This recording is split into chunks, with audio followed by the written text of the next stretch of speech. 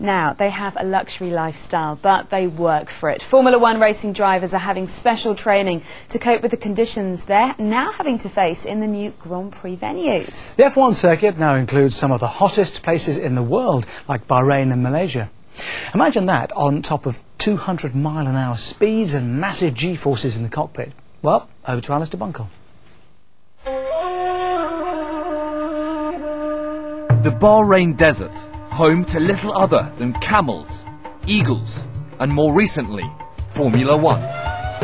This year's race saw the highest ever temperatures experienced at a Grand Prix. The air was 42 degrees Celsius, and the track temperature rose to 56. For Williams driver Mark Webber, half the battle is how to drive on the track, and the other half is just how does he keep his body in shape. The radiators, fuel tanks behind me, does generate heat, and the natural response of the body also with the cocktail of adrenaline and concentration, all the type of things that you're working on, will drive the heart rate up, and then obviously the temperature will follow. Inside this dry heat chamber, it's 45 degrees Celsius and just 10% humidity. Half an hour on the treadmill under a direct heat source, and Webber's core temperature has risen to 38. His heart rate is at 177. The results show an athlete at peak fitness, but when faced for the second time with the Mach test designed for fighter pilots, Webber's reaction times have slowed because his body is under stress.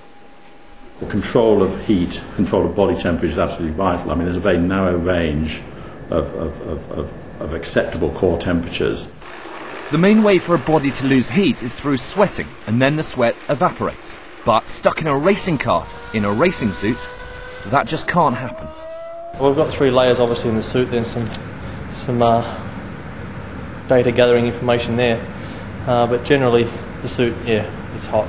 Webber now heads to Japan and China for the final 2 Grand Prix, lying 10th in the Drivers' Championship.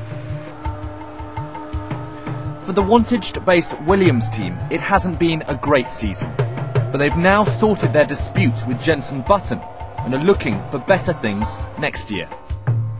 They'll be hoping that when the heat is on, they have the edge in the battle to be F1's #1 team. Alistair Bunkle for Central News.